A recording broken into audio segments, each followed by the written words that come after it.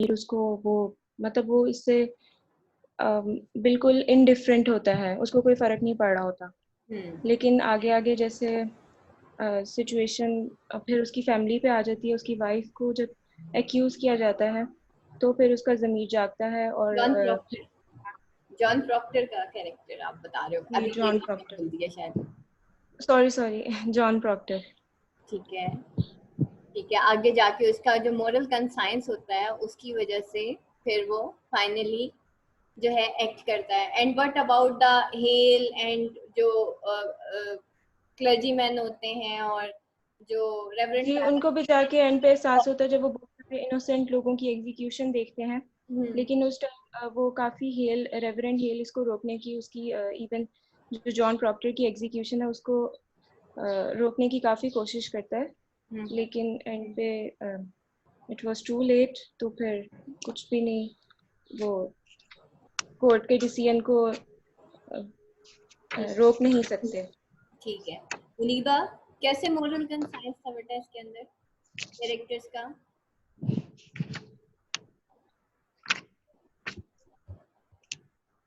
दिखाते हैं कि जो गेल और कंपनी है वो मॉरली करप्ट है, बट एट द एंड उन्हें भी रियलाइज हो जाता है कि they are doing the wrong thing. ठीक है। और इसमें हम मॉरल कंसाइंस, ठीक है, जैसे and man in the same जो हेल और जो पेरिस है उनको भी रियलाइज हो जाता है कि they are doing the wrong thing. इस तरह से जो हमारे पास जॉन प्रॉक्टर है वो बिल्कुल एक किस्म का सोशली आइसोलेटेड लाइफ थी उसकी। ही was not participating in any matter of regarding social progress और एनीथिंग लाइक दैट। लेकिन एट द एंड उसको भी जो कंसाइंस है उसकी वो उसको इस बात पे फोर्स करती है कि if you want to change the society तो स्टार्ट फ्रॉम द इंडिविजुअल, अपने लेवल से स्टार्ट करो बट जस्ट पार्टिसिपेट। उसने बेसिकली सेक्रीफाइस किया बट ही मतलब he prove he was not morally corrupt. सही।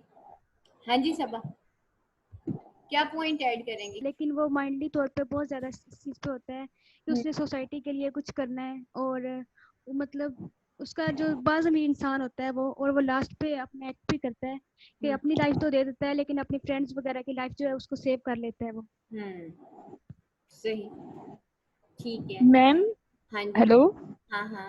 मैम, इसके अंदर इसका एबिगेल का भी तो हो सकता है कि वो ज़ाहिरी तौर पर तो इनोसेंट प्रूव हुई थी, लेकिन उसके कॉन्सेंस की बेसिस पे वो मतलब करप्ट थी। उसने दूसरों को, इनोसेंट लोगों को उसने मरवाया था। लेकिन बेटा उसका भी तो इनको कर सकते हैं। देखिए बेटा, मोरल कंसाइंस होता है आपकी जमीर की आवाज होती है। जैसे हम कुछ भी गलत करते हैं, कभी कभी झूठ भी बोल देते हैं ना, ऐसी किसी को ऐसे ही हम थोड़ा सा एग्जेजरेट भी कर देते हैं। मार्क्स आए होते हैं हमारे 115 और हम बता देते हैं 120, 5 नंबर ऊपर बता दिए, झूठ ही हो गया ना। तो वो हाँ अंडर जी, ब्रेकिंग नहीं हो रही होती, उसको मोरल कंसाइंस कहते हैं कि भाई गलती हो गई है।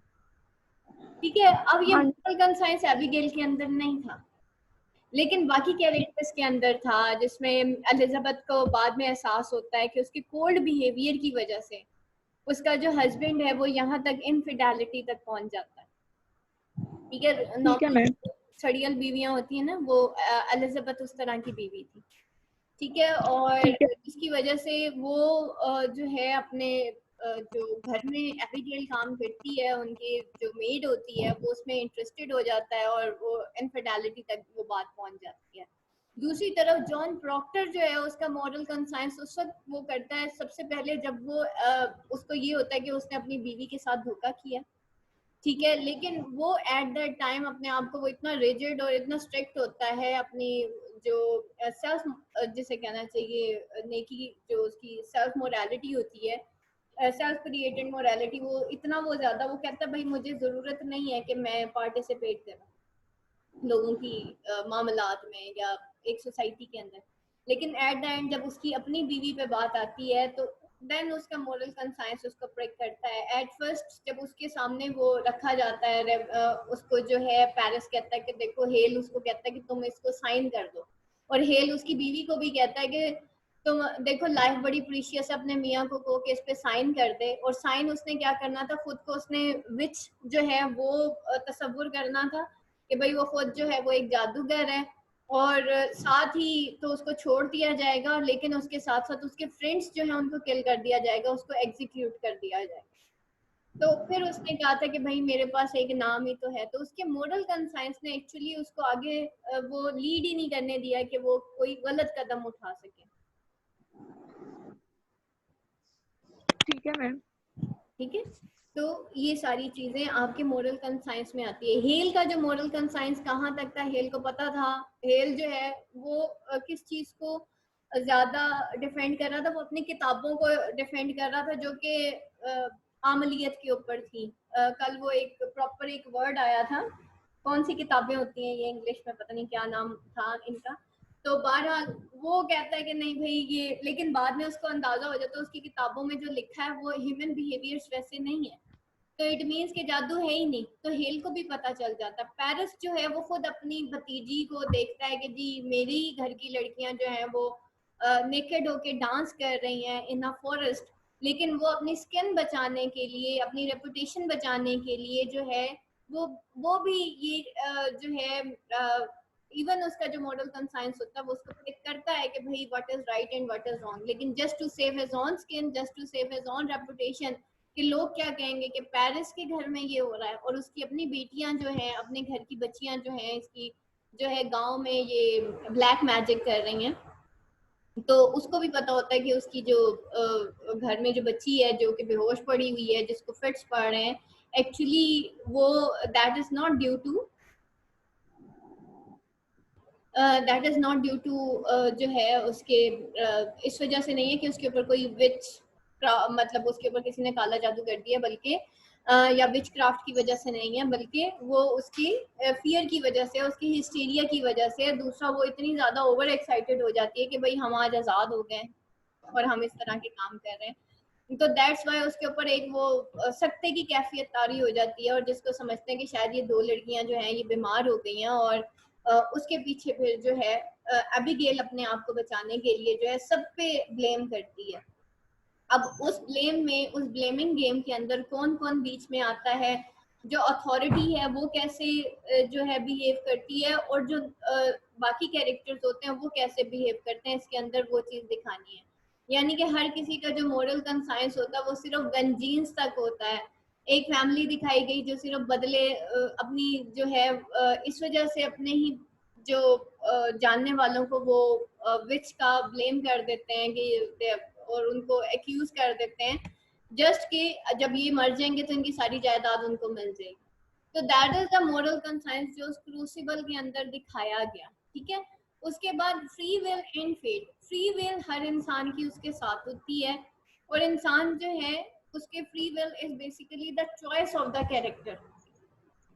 हर इंसान जो है वो दुनिया में फ्री पैदा हुआ है, और हर इंसान के पास जो है फुल चॉइस होती है कि वो कुछ भी कर सकता है। ठीक है, तो हर कैरेक्टर ने यहाँ पे उसके पास, हर किसी के पास एक फ्री विल थी जो कि उन्होंने किया, लेकिन फेट क्या थी, डिलेमा क्या था कि उसकी वो जो सोसाइटी थी वो पूरी की पूरी ही इग्नोर्ड सोसाइटी थी।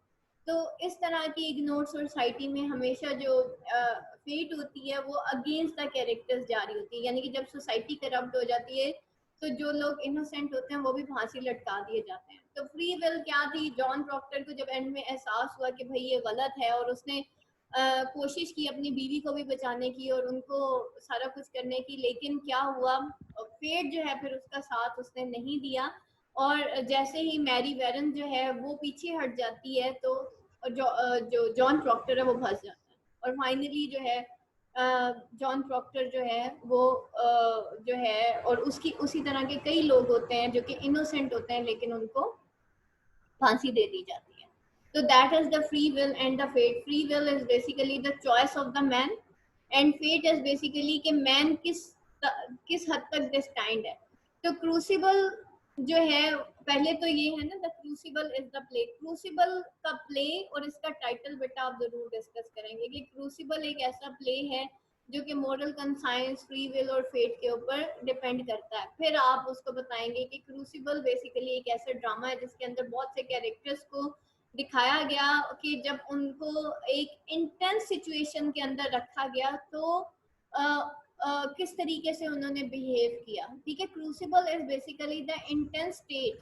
क्रूसिबल एक ऐसे प्याले को कहते हैं जिसके अंदर जो मेटल होता है ना वो पिघलाया जाता है और फिर वो प्योरीफाई हो जाता है। मेटल जो है जैसे लोहे को कुंदन बनाने के लिए जो है वो इम्प्योरिटीज ऊपर से फ्लक्स उसका साफ हो जाता है और नीचे से जो मेटल होता है वो जो है निकल आता है। ठीक है, तो दैट इज द थिंग के मेटल को प्योर करने के लिए इसी तरीके से डिफरेंट कैरेक्टर्स जो हैं उनको क्रूसिबल के अंदर जो है वो रखा गया और फाइनली जब एक इंटेंस एटमॉस्फेयर और एनवायरनमेंट क्रिएट हुआ तो बहुत सारे लोग इंटरनली प्योर हुए।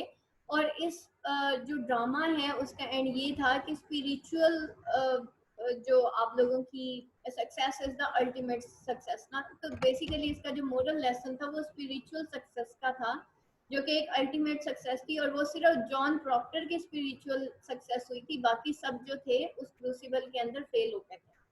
ठीक है, तो ये सारी चीजें जो है यहाँ पे दिखाई गई।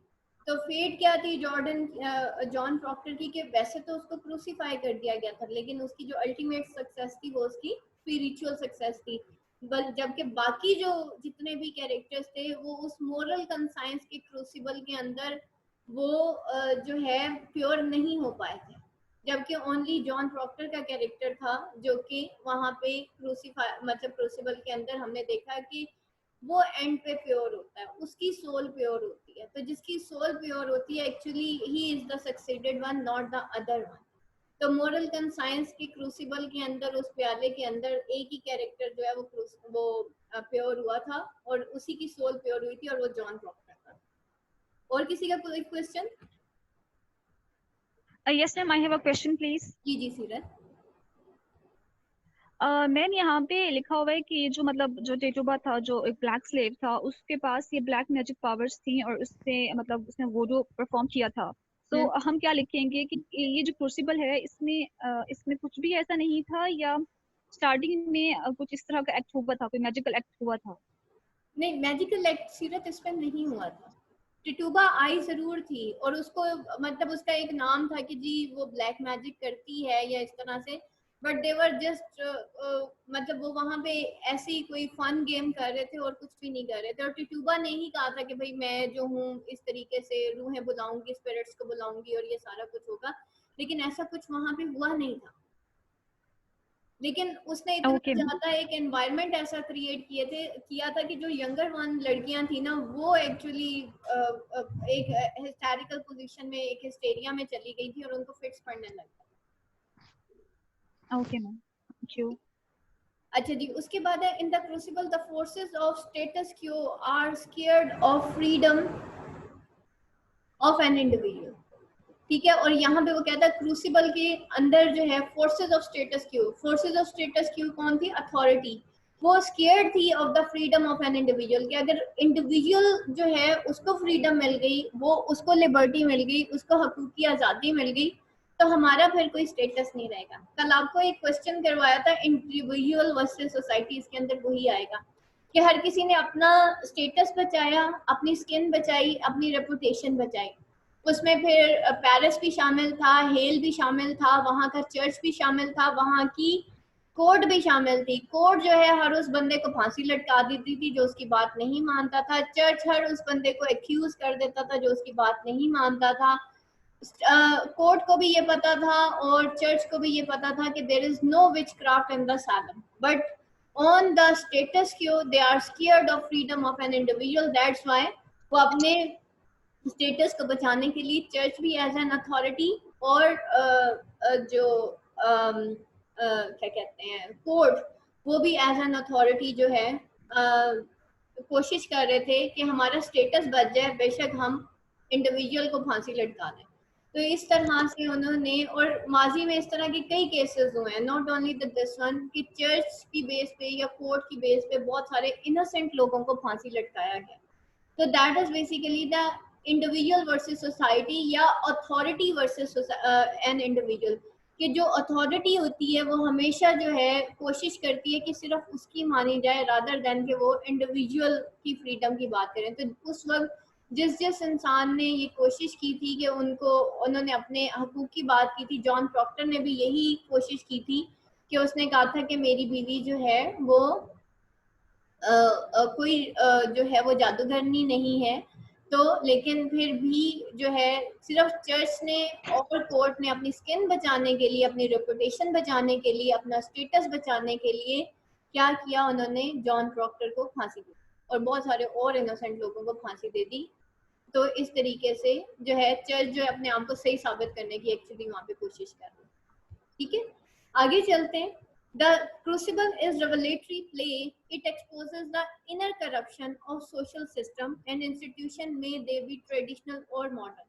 अब यहाँ पे बेटा करेक्शन, ये वाला क्वेश्चन और पिछला जो क्वेश्चन है दोनों आप समझ लें मिलते जुलते क्वेश्चन है। इसमें भी इसी तरह है कि ये रेवलेटरी प्ले है। What is our revelatory play? ये नीचे बेटा लिखा हुआ है, our revelatory art work might show you something in a completely new light, like a giant art installation that incorporates the natural landscape around it, or a piece of music that stirs a deep feeling or nostalgia or sadness when you listen to it. एक revelatory art work क्या होता है? वो आपको एक completely new light जो है, reveal हो जाना, इल्हाम हो जाना, सच्चाई सामने आ जाना, उसको कहते हैं रेवलेटरी, रिवील हो जाना ना, रेवलेटरी प्ले। ठीक है, तो क्या होता है, तो ये क्या क्या रिवील किया है इस प्ले ने? It exposes the inner corruption of the social system. इसने एक्सपोज किया है inner corruption of the social system और इंस्टीट्यूशन को, मे बी ट्रेडिशनल और मॉडर्न, जो शायद ट्रेडिशनल भी है और मॉडर्न भी है। ट्रेडिशनल कैसे? ट्रेडिशनल इन द सैलम, ठीक है, पुराने वक्तों की बात है। और मॉडर्न कैसे? न्यू अमेरिका कि किस तरीके से जो है 20th सेंचुरी अमेरिका के अंदर किस तरह से मैकार्डी ने ये सारा कुछ किया था, और अमेरिका के अंदर कितने सारे लोगों को फांसी लटकाई गई थी। तो ये क्रूसिबल एक ऐसा रेवलेटरी प्ले है जिसने ना सिर्फ ट्रेडिशनल को बल्कि मॉडर्न को, यानी कि ना सिर्फ पुराने वक्तों की बात की है। तो आप लोगों को वो जो बताया था, एक क्वेश्चन मैंने किया था, दिया था आप लोगों को असाइनमेंट, एज एन एलेगरी। ठीक है, एलेगरिकल प्ले आ जाए, अथॉरिटिकल प्ले आ जाए, पॉलिटिकल प्ले आ जाए, या उसके इनर करप्शन, बेसिकली ये लिखा ही इनर करप्शन के ऊपर है। तो वो जो करप्टेड अथॉरिटी है ना, उसकी जो करप्शन है ये उसी के ऊपर ही सारा लिखा हुआ ये प्ले जो है। तो इसने एक्सपोज किया इनर करप्शन को सिस्टम के, और इंस्टीट्यूशन जो है अब वो एंड इंस्टीट्यूशन जो शायद ट्रेडिशनल भी है, मॉडर्न भी है। अब अगर हम पुराने वक्तों की बात करें तो उस वक्त की जो वही बात हो गई ना, power corrupts a man and absolute power corrupts absolutely, और no man is an island, everyone is a part of this society. तो अगर सोसाइटी बुरी है ना तो अच्छे भी उसके अंदर रगड़े जाते हैं, और सोसाइटी अच्छी है तो जाहिर बात है फिर तो सबका भला होगा ही। लेकिन अगर सोसाइटी बुरी है और उसके अंदर अथॉरिटी जो है वो करप्टेड है, तो फाइनली जो इनोसेंट पीपल होते हैं वो भी उसके अंदर बहुत ज्यादा किल हो जाते हैं। तो ट्रेडिशनल वे के अंदर देखा जाए तो सैलम के अंदर जो है विच हंट की वजह से बहुत सारे लोगों को जो है फांसी दे दी गई थी। इसी तरीके से अगर मॉडर्न वन के उसमें देखा जाए तो मॉडर्न लोगों को भी मॉडर्न में देखा जाए तो मैकार्डिज्म की वजह से बहुत सारे लोगों को सिर्फ कम्युनिस्ट की बेस पे बहुत सारे लोगों को ब्लेम करके, उनको एक्यूज करके उनको फांसी दे दी गई थी। अच्छा जी, यहाँ पे देखें, अच्छा ये बेटा नीचे रेवोल्यूटरी वर्क आर्ट वर्क की मैंने डेफिनेशन लिखी हुई है, शोइंग और disclosing an emotion belief quality और लाइक यूजुअली फॉलोड बाय। ठीक है, ये शो करती है या डिस्क्लोज करती है एक इमोशन को, एक बिलीफ को, एक क्वालिटी को। ठीक है, ये सारे रेवोल्यूटरी प्ले होता है जिसके अंदर ये सारी चीज़ें, इमोशन, बिलीफ, क्वालिटी, ये सारी चीज़ें जो है ना आपकी एक्सपोज हो जाती हैं। अच्छा जी, उसके बाद है 2016 सप्ली के पेपर में आया हुआ है, personal grudge and rivalries play a significant in which trial hysteria.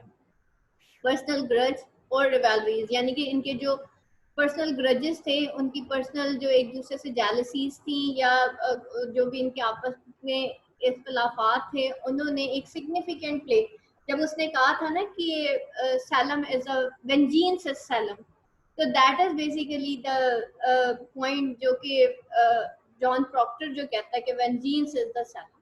ठीक है, तो वो पर्सनल ग्रजेस और रिवेलरीज के ऊपर। अब देखिए कहानी फिर वहीं पे आ जाती है कि हम उसको एलेग्रिकल प्ले कर लें, हम उसको पॉलिटिकल प्ले कर लें या अथॉरिटेटिव प्ले कर लें या जो भी है, या फिर हम उसको पर्सनल ग्रजेस के ऊपर ले आए।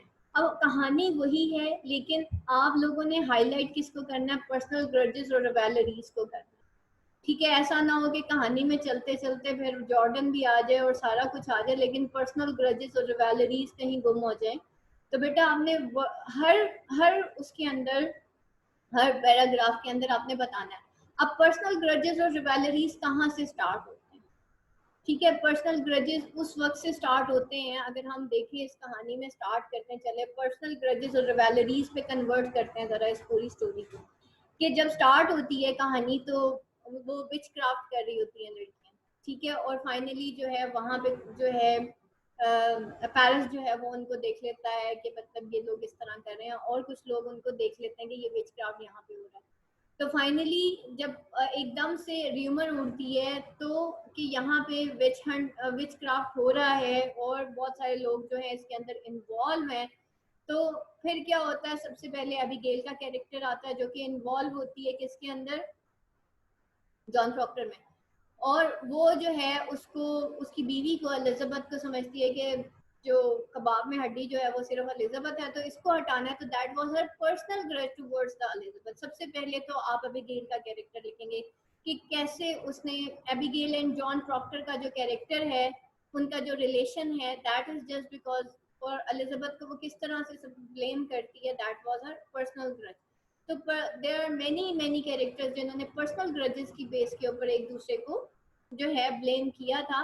तो उसमें सबसे पहले तो एबिगेल का कैरेक्टर आएगा, ठीक है, कि किस तरीके से उसने एलिजाबेथ को जो है वो ब्लेम किया था, और कहानी कहाँ पे पहुंचती है। मैरी वेरन जो है वो बहुत ज़्यादा डरी हुई होती है, इस वजह से वो पीछे हट जाती है कि कहीं उसके ऊपर सारा ब्लेम ना आ जाए। वो इतनी ज़्यादा जो है इनवर्डली स्ट्रॉन्ग लड़की नहीं होती। इसी तरीके से बहुत सारे ऐसे लोग जो कि जायदाद हथियाने के चक्कर में होते हैं, वो अपने रिश्तेदारों के ऊपर जो है इल्ज़ाम लगा देते हैं। तो और इसी तरीके से जो अथॉरिटी होती है वो बहुत सारे ऐसे लोगों को जो फ्रीडम के नाम पे या लिबर्टी के नाम पे अपने हकूक मांगते हैं, वो उनके ऊपर भी जो है ये विच का जो है विच क्राफ्ट का उनको ब्लेम कर देते हैं, उनको एक्यूज कर देते हैं, जिसकी वजह से बहुत सारे लोगों को जो है मतलब फांसी लटका दिया जाता है। तो उस लिहाज से हम देखें तो पर्सनल ग्रजेस और रिवेलरीज जो हैं वो इस पूरे प्ले के अंदर जो है इस विस्ट्राइल हिस्टेरिया में बहुत ज़्यादा, यानी कि विस्ट्राइल हिस्टेरिया जो खौफ था जो कि वहाँ पे फैल गया था, उसमें इसने बहुत ज़्यादा इंटेंसिफाई कर दिया था इस पूरे विस्ट्राइल हिस्टेरिया को। तो इसके अंदर एक इंटेंसिटी दिखाई गई है कि एक हिस्टेरिया जो है वो किस तरीके से फैलता है और इंसान के पर्सनल ग्रजेस और रिवेलरीज की वजह से किस तरीके से जो है मसले मसाइल बढ़ जाते हैं। उसके बाद है एनीवन कोई पॉइंट यहाँ पे ऐड करेगा? हाँ जी क्लास, कोई पॉइंट? मिसेस पुटनाम, और उन्होंने कहा था कि उनके जो बच्चे हैं वो मर जाते हैं, और वो भी किसने उनको किसको ब्लेम किया था इन्होंने, मिसेस पुटनाम ने? पता नहीं, मैंने एक जगह पढ़ा था शायद रेबिका को किया था, रेबिका नर्स। सही। तो और एक और भी तो फैमिली थी ना, उन्होंने वो लैंड की वजह से रेवरेंड हेल होता है, सॉरी पेरिस हेल होता है, वो उसका पर्सनल ग्रज होता है उसके साथ, जॉन प्रॉक्टर के साथ, क्योंकि जॉन प्रॉक्टर जो है वो चर्च नहीं जाता, इसलिए वो उसको डिफेंड भी नहीं करता स्टार्टिंग में ना, और वो उसको उस वक्त एंड पे भी हो जाता है, और वो कहता है कि भाई इसको कहो कि तुम चर्च की और कोर्ट की बात मान लो, उसकी बीवी को कहता है, तो वो तब भी वो नहीं मानता। और पेरिस भी यही होता है, उसके भी कुछ पर्सनल ग्रजेस होते हैं कि वो जॉन प्रॉक्टर जो है उसके कुछ ताल्लुकात जो है पेरिस के साथ अच्छे नहीं होते, तो पेरिस को पता होता है what is right and what is wrong, लेकिन वो जो है उसका हीरो का डिफेंस इसलिए नहीं करता क्योंकि उसके भी पर्सनल ग्रजेस होते हैं। तो यहाँ पे पर्सनल ग्रजेस जो हैं वो बहुत ज़्यादा रोल प्ले करते हैं इस क्रूसिबल के अंदर। अच्छा जी, उसके बाद 2017 में है the crucible bye Arthur Miller is a conflict between notions of dogmatic and secular morality. कल आप लोगों को एक मैंने ऑडियो शेयर की थी What is dogmatic morality and what is secular morality? क्या होती है dogmatic and secular morality? बातें करते थे, और सेकुलर में कि अपनी दीन को ही अपनी मुताबिक दीन को चलाना, दीन के पीछे नहीं चलना। हम खुद कहें कि हम लोग इस तरह कर लें कि खुद दीन के मुताबिक चलना। जो दीन की बातें हैं वो हम नहीं करते, खुद से कहते हैं कि ऐसे हो गया कि हम पे किसी ने जादू किया हुआ है, तो खुद से हम लोग बातें बना लेते हैं। सेकुलर मोरालिटी होती है, और इसके अंदर दोनों चीजें इस्तेमाल हुई हैं। इसके अंदर डॉगमेटिक मोरालिटी भी इस्तेमाल हुई है और सेक्युलर मोरालिटी भी इस्तेमाल हुई है। डॉगमेटिक बिलीव्स क्या होते हैं? वो जो हमारे स्टबर्न और रिजिड बिलीव्स होते हैं, जो कि पीछे से इनहेरिटेडली आ रहे होते हैं, या ओल्ड मिडीवल बिलीव्स होते हैं। जैसे यहाँ पे अगर हम देखें तो विच क्राफ्ट का जो एक बिलीव था, that was a medieval believe. ठीक है, तो वो जो है पीछे से चला आ रहा था, वो डॉगमेटिक बिलीव जो है वो पीछे से ही चला आ रहा था। और वो एक, और लोग उसके ऊपर, हालांकि वो बिलीव था नहीं, लेकिन लोग उसके ऊपर मतलब रिजिडली उसको फॉलो कर रहे थे। हाँ जी, अस्सलाम वालेकुम मैम। क्या हम इसे ऐसे एक्सप्लेन कर सकते हैं कि जो दोनों है, मतलब डॉगमेटिक और जो सेकुलर है, वो एक्सट्रीमिज्म है दोनों चीजों की।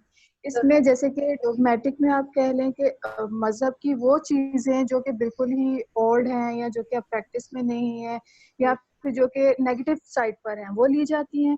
और सेकुलर में जो है वो भी एक्सट्रीमिज्म आ जाती है कि जहाँ पे मजहब में से बिल्कुल ही सब कुछ नया जो है अपने मुताबिक जो है हम वो निकालते हैं, और दरमियान में कुछ नहीं है। नहीं, हम इसको वो एक्सट्रीमिज्म नहीं कहेंगे आयशा। इसको हम dogmatic and secular morality, dogmatic mean कि आप अपने पुराने वेज के साथ अभी तक स्टिक हैं। ठीक है, आप वो राइट एंड रॉन्ग पे आ ही नहीं रहे, आप बस स्टिक हैं कि दैट इज द बिलीव। देखिए विच हंट जो है, विच क्राफ्ट जो है, उसकी कोई हकीकत नहीं थी सालम में ना, सबको पता था, अथॉरिटी को भी पता था, लेकिन they were bound to that medieval concept कि नहीं, विच क्राफ्ट हो गया है तो किसी के बच्चे मर गए हैं तो किसी का कुछ हो गया है, या लोगों ने अपनी जो है मतलब वो जिसे कहना चाहिए अपने मतलब पूरे करने के लिए एक दूसरे को ब्लेम करना शुरू कर दिया, या अपने वेंजीन्स की बिना पे एक दूसरे को ब्लेम करना शुरू कर दिया। तो that was the dogmatic morality, कि वो उनकी डॉगमेटिक। देखिए मोरालिटी क्या होती है, एक आपकी डॉगमेटिक मोरालिटी है, एक आपकी सेक्युलर मोरालिटी है, देन हम एक self created morality is basically the secular morality. अब अगर हम रेवरेंड हेल और पैरिस का कैरेक्टर देखें तो वो रिलीजियस कैरेक्टर्स ही थे ना, लेकिन क्या था उनकी सेक्युलर मोरालिटी थी कि अपनी स्किन को सेव करने के लिए उन्होंने जॉन प्रॉक्टर जैसे इनोसेंट लोगों को, हालांकि उनको पता था कि ये इनोसेंट है, लेकिन उन्होंने just to save their skin, उन्होंने जो है जॉन प्रॉक्टर को डिफेंड नहीं किया, बल्कि उसको उन्होंने फांसी लटकाना पसंद किया एज कम्पेयर्ड कि वो सच बोलते हैं। हालांकि उनकी जो रिलीजियस मोरालिटी है वो उनको ये चीज़ अलाउ नहीं करती कि वो एक गलत जो है फैसला करें। ठीक है, और डॉगमेटिक क्या है, उनके डॉगमेटिक कॉन्सेप्ट्स हैं, उनके मिडीवल कॉन्सेप्ट्स हैं कि जी उन्होंने, तो ये वो कॉन्फ्लिक्ट है between the secular morality and notions of dogmatic and secular morality.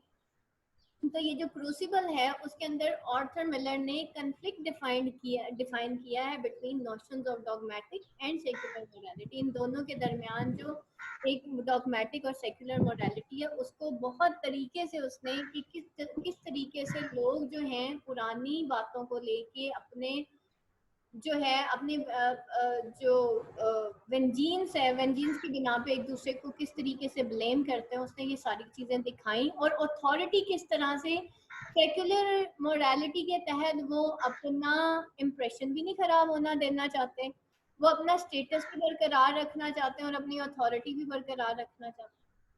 तो ये सारी चीज़ें यहाँ पे दिखाई गई हैं। On the basis of dogmatic morality and secular morality इन्होंने कई लोगों को फांसी चढ़ा दी। ठीक है, और कुछ एनीवन, और किसी के जहन में कोई पॉइंट? हमने जब लास्ट टाइम किया था वो स्टिल सिटीजन पैरा, तो आपने कहा था कि हमने बीच में रिलीजियस नोशंस को डिस्कस नहीं करना पेपर में, लेकिन जब हम डॉगमेटिक की बात करते हैं तो फिर हमारे पास एक हेजेमोनिक या फिर एक मोनोपोलाइजिंग रिलीजियस नोशंस की डिटेल आ जाती है। तो हम उसको लिखें या लिखें, या किस तरह से उसको हम अटेम्प्ट करें? देखिए ये प्यूरिटन्स पे ही तो ड्रामा बना हुआ है। Puritan is the religious concept ना। अगर तो ड्रामा के अंदर वाकई जैसे रिलीजियस कॉन्सेप्ट आ गया है तो ये तो वही प्यूरिटन्स। देखिए प्यूरिटन्स का ये स्लोगन था ना, we are here to purify the world. ठीक है, वो कहते थे जहां पे इवल देखो उसको किल कर दो। ठीक है, अब एक तरफ तो ये था, ये उनका रिलीजियस बिलीफ था ना, ये इनकी रिलीजियस मोरालिटी थी। लेकिन what is this secular morality? क्या वाकई उन्होंने इवल को देख के उसको किल किया, या उन्होंने अपनी स्किन को सेव किया, अपनी रेपुटेशन को सेव किया, या अपने स्टेटस को सेव किया?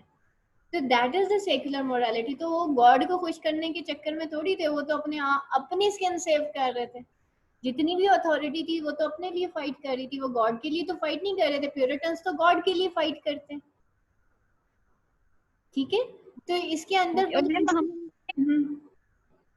मैम इसमें हम लिख सकते हैं एग्जांपल्स डॉगमेटिक में रेवरेंड पेरिस और हेल, हाँ, और सेकुलर में जॉन प्रॉक्टर की। बिल्कुल लिखेंगे, आप जरूर लिखेंगे। आप बताएंगे कि ये कितने सेक्युलर थे और कितने ये रिलीजियस कैरेक्टर्स थे। ठीक है, शो तो ये अथॉरिटी को ही कर रहे थे ना, हेल था या जो जॉन प्रॉक्टर था, सॉरी पेरिस था, पेरिस, हाँ, ये रिप्रेजेंट तो अथॉरिटी को ही कर रहे थे ना, चर्च को कर रहे थे और कोर्ट को कर रहे थे। But what was their secular morality? क्या उनके प्रोफेशंस उनसे ये जो है मतलब वो क्या उनका प्रोफेशन ये डिजर्व करता था कि वो इस तरह के फैसले करते हैं? But that is their secular morality, जो कि उनकी जो फराइज होते हैं, उनकी जो क्या कहना चाहिए, उनकी जो रिस्पॉन्सिबिलिटीज होती हैं उसके ऊपर हावी हो जाता है। तो उनकी सेक्युलर मोरालिटी और उनके डॉगमेटिक बिलीव्स जो हैं एक्चुअली उनके रिलीजियस बिलीफ के ऊपर हावी हो गए थे। अदरवाइज प्यूरिटन्स का आप कॉन्सेप्ट पढ़ लें, that is just to purify. वो तो कहते हैं हम तो इवल को किल करने आए हैं, हम तो प्यूरिफाई करने आए हैं। और that is a very stubborn and जो रिजिड बिलीफ है ना प्यूरिटन्स का, वो ये है कि नो लव, नो इमोशंस, और जहाँ पे इवल देखो उसको किल कर दो। वो तो कहते हैं कि मोहब्बत होती फसाद की जड़ है ना, कि जितने भी दुनिया में इवल्स हैं these are just because of the love and emotions. तो इमोशंस, फीलिंग्स एंड लव ये तो होना ही नहीं चाहिए। तो दैट इज द थिंग। ये सारे इन सारे कॉन्सेप्ट्स की गिट जो है प्यूरिटन कॉन्सेप्ट घूमता है। लेकिन अगर उस प्यूरिटन कॉन्सेप्ट को भी यहाँ पे अप्लाई किया जाए तो दे वो कहने को सारे प्यूरिटन्स थे, but they have not followed the Puritans. मतलब उन्होंने उस प्यूरिटन बिलीफ को फॉलो नहीं किया था, रादर देन उन्होंने सैलम के डॉगमेटिक और सेक्युलर मोरालिटी को फॉलो किया था। तो इस तरीके से हम फिर इसको लेके चलेंगे। ठीक है, अच्छा जी, तो एनी क्वेश्चन यहाँ क्लियर है क्लास? अच्छा जी, उसके बाद देखते हैं the crucible is a deaf satire on human ignorance and superstition. Crucible जो है वो डेफ सटायर है ह्यूमन इग्नोरेंस और सुपरस्टिशन। ह्यूमन इग्नोरेंस क्या है? वो मैंने कहा था ना, एक आपको कल कोट लिखवाई थी कि इग्नोरेंस इज द ग्रेटेस्ट सिन। ठीक है, ये जो इग्नोरेंस है वो ग्रेटेस्ट सिन है। पढ़ा लिखा बंदा भी अपने आप को जानबूझ के इग्नोर रखता है, वो अपने मतलब की चीजें पढ़ लेता है, बाकी सारी छोड़ देता है। तो क्या है ये deaf satire and human ignorance and superstition. Human ignorance यहाँ पे कहाँ शो हुई? सबसे पहले वो ह्यूमन जो कि वाकई इग्नोर्ड थे, ठीक है, जिन्होंने कभी ये जानने की कोशिश ही नहीं की कि विच क्राफ्ट है भी कि नहीं है, उसमें हमारा लोअर तबका आ जाता है। देखिए अगर हम क्रूसिबल को डिवाइड करें, कैरेक्टर्स को अगर हम डिवाइड करें तो कितनी क्लासेस हैं क्रूसिबल के? एक अथॉरिटेटिव क्लास आ जाती है, ठीक है, जिसमें हमारा रेवरेंड पेरिस और हेल आ जाते हैं। उसके बाद जो है फिर मेन कैरेक्टर्स आते हैं जिसमें हमारा Abigail, John Proctor and Elizabeth आ जाते हैं। फिर एक सर्वेंट क्लास आती है जिसमें टिटूबा है और मैरी वेरन है, ये सारे हैं। फिर एक लैंड वो जो वहाँ की लेबर क्लास है वो आ जाती है, जिसमें वहाँ के मजरे और इस तरह के लोग जो हैं वो काम कर रहे होते हैं। 4 क्लासेस हो गई। अब क्या होता है, जो अपर क्लास होती है उसने अपने आप को जानबूझ के इग्नोर रखा हुआ था, और जो लोअर क्लास थी वो तो बेचारी थी इग्नोर। हमारा जो गरीब तबका होता है वो इग्नोर्ड है, लेकिन अपर क्लास को पता होने के बावजूद भी वो लोअर क्लास को पढ़ाते नहीं हैं, उनको बताते नहीं हैं, उनको अवेयरनेस नहीं देते। तो ये और फिर क्या होता है, और वो सुपरस्टिशियस बिलीव जो कि अपर क्लास को पता था कि है ही नहीं, जो अथॉरिटी को पता था है ही नहीं, जो चर्च और जो हमारी